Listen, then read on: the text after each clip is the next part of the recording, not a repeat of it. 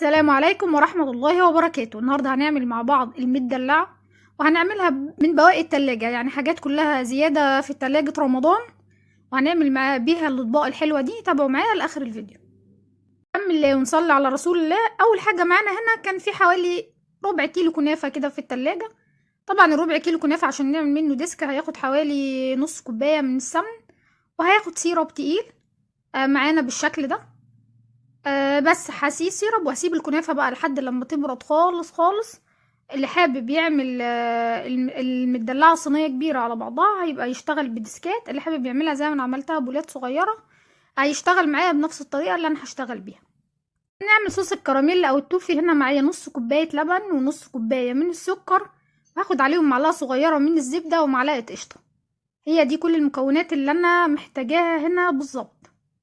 طبعا يا جماعه انا هدوب في كوبايه اللبن معلقه صغيره من النشا، ممكن تدوبوا كمان معلقه صغيره من بودره الكريم شانتيه. هحط نص سكر في الطاسه على النار عشان يتكرمل معانا. بصوا الحواف بتاعتها ابتدت تظهر كده ان هو ابتدى يكرمل. مش هحط ميه ولا اي حاجه ولا معلقه، هبدا بس احرك الطاسه كل شويه لحد لما السكر يكرمل معانا. ما تسيبوهوش لغايه لما يتحرق، يا دوبك بياخد اللون بتاعه بيتكرمل، عشان لو يعني اغماء هيمرر وهيبقى طعمه مش حلو. اول ما اخد معايا اللون ده هنزل عليه على طول بالزبده واقلبهم كويس مع بعض.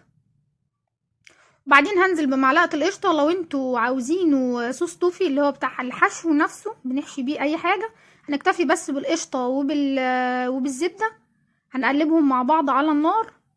لكن لو عايزين صوص كراميل للتزيين هنحط اللبن ومعلقه النشا بس. هقلب القشطه كده في الخليط اللي معايا ده، وبعد كده هنزل بكوبايه اللبن.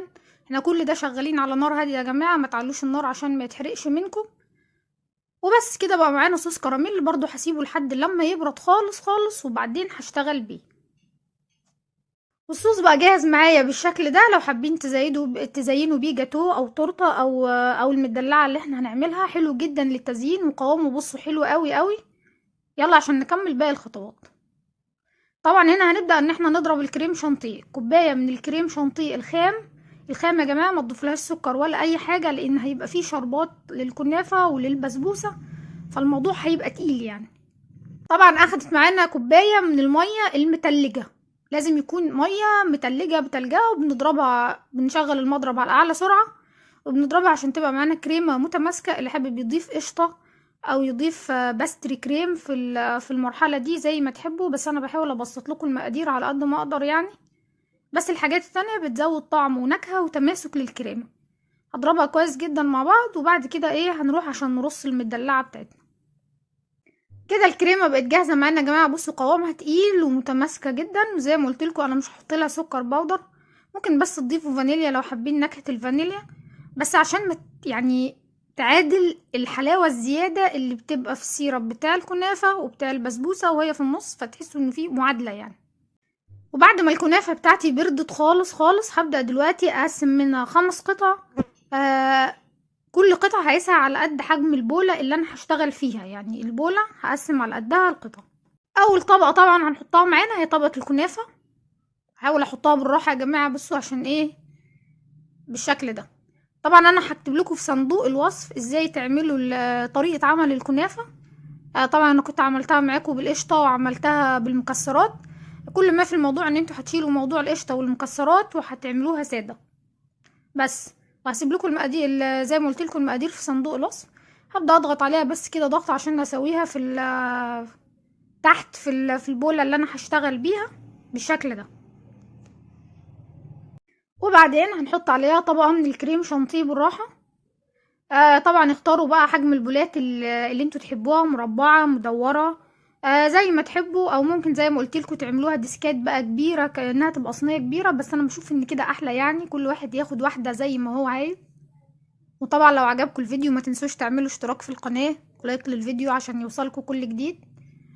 هبدأ احط الكريمة بالشكل ده، ودي اول طبقة هتبقى معانا. طبعا البسبوسة كانت معمولة عندنا في البيت وزيادة في التلاجة، فحبيت استغل الموقف يعني. هما اكلوا النهارده شكل، فتاني يوم هياكلوا شكل تاني خالص. وبعدين فكرة حلوة قوي يا جماعة حكاية اعادة تدوير الاكل دي، يعني برضو الواحد ما يزهقش وما يملش، يعني لو في يوم من الايام اتعملت اكله وزادت لتاني يوم فالواحد ياكلها بشكل مختلف برضو، فتفتح نفسه شويه ان هو ياكل يعني. طبعا البسبوسه كانت قطعه بقى، احنا كنا مقسمينها في الصينيه بتاعتها، فهحاول بقى اساويها كانها ديسك لوحدها من فوق، والحتت الصغيره دي بحاول اساوي بيها الديسك التاني ده. عامه هي كلها هتتاكل في الاخر، يعني هي العين بتاكل الشكل النهائي مش الحشوه اللي في النص. كده كده هي عباره عن طبقات برضو. هي سهله جدا المدلعه يا جماعه، حتى لو اتعملت ديسكات بتبقى في منتهى السهوله. كل الفرق بس ان انتوا لما بتيجوا تعملوا ديسك البسبوسه بتحطوا ورق زبده عشان لما تيجوا تقلبوها تتقلب معاكم، وهو ده بس بيبقى الفرق الوحيد. غير كده نفس طريقه البسبوسه الساده ونفس طريقه الكنافه الساده، ما فيهاش اي تغيير ولا فيها اي مشكله. بس هبدا اساوي بالشكل ده، وبعد كده هنبدا نحط تاني كريم شانتيه. هنحط بقى طبقه كريم شانتيه، بس هنا طبقه سميكه شويه لان الطبقه دي هي اللي هتسند الكراميل، صوص الكراميل عليها، فهحطها بالشكل ده. هنختاروا البولات يبقى حجمها مناسب. هنا الكمية طلعت مني زيادة فهيبقى التسوية بتاعتها صعب، عشان كده بقولكوا شوية نصايح يعني. وهنبدأ نساوي بالشكل ده. طبعا انا هخلص الخمس بولات هرصهم بنفس الطريقة، ونصيحة مني ليكوا طبعا دخلوها الفريزر او التلاجة عشان الكريمة تتماسك مع بعضها وتشد كده وتبقى حلوة، عشان لما نيجي نحط عليها صوص الكراميل ما يسيحش معانا فوق الكريمة، وتطلع معانا مظبوطة وحلوة قوي. فموضوع الكريمة انها حتى لما تيجوا تضربوا كريمة وقت الطرط والحاجات دي، لما تريحوها شوية في التلاجة قبل ما تشتغلوا فيها الكريمة بتتماسك، فبتعرفوا تشتغلوا بيها صح. هخلص بقى الخمس بولات ونرجع عشان اوريكم الشكل النهائي. بس هخلص كده كده، خلصت الخمس بولات زي ما قلت لكم. انا كانت غلطتي ان انا اشتغلت فيها على طول، كنت مستعجلة يعني، عشان كده الكراميل اللي ساح معايا. هنا بقى انا اشتغلت فيها على طول يا جماعة عشان كنت مستعجلة شوية، عشان كده قلت لكم لو حطيتوها في التلاجة بيبقى الشغل اسهل. بصوا هتحسوا ان الكريمه هتمتزج بالكراميل، فمش هتديكوا الشكل اللي انتوا عايزينه يعني. عشان كده موضوع انها تريح في التلاجة بيبقى اسهل ليكوا في الشغل. دي بقى كانت متماسكه شويه، فعشان كده الكراميل كان متماسك عليها. طبعا هحط الكراميل على الخمس بولات، وبعد كده هوريكم الفينش النهائي بقى ازاي هنفنشهم كلهم في الاخر. نبدا هنا عشان نفنش الطبق في الاخر خالص. طبعا انا هعمل خطوط بالكريم شانتيه، ممكن تعملوا خطوط بالكريمه وخطوط كمان بالشوكولاته عشان تديكوا 3 تدريجات من الالوان. انا بس هشتغل كده بالكريم شانتيه بس مجرد ان انا اعمل خطوط بالشكل ده على كل طبق. ممكن تزينوا بالطريقه اللي تعجبكم، مش لازم موضوع الخطوط الطوليه ولا العرضيه، بس هو عشان الشكل الاشهر يعني. ممكن زي ما قلت لكم يبقى فيه شوكولاته بقى دارك كده، ويبقى خط ابيض وخط شوكولاته، فبيدي نتيجه حلوه قوي.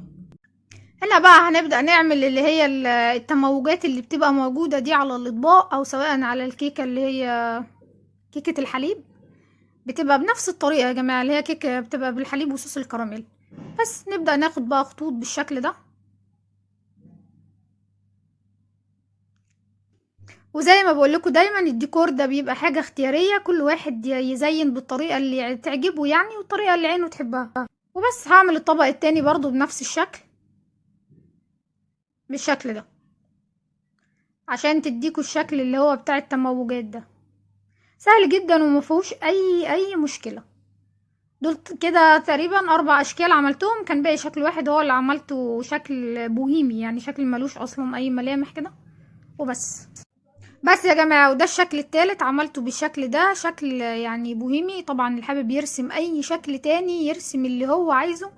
يا رب الفكره النهارده تعجبكم، وجربوا الطريقه دي وهتطلع معاكم حلوه جدا جدا.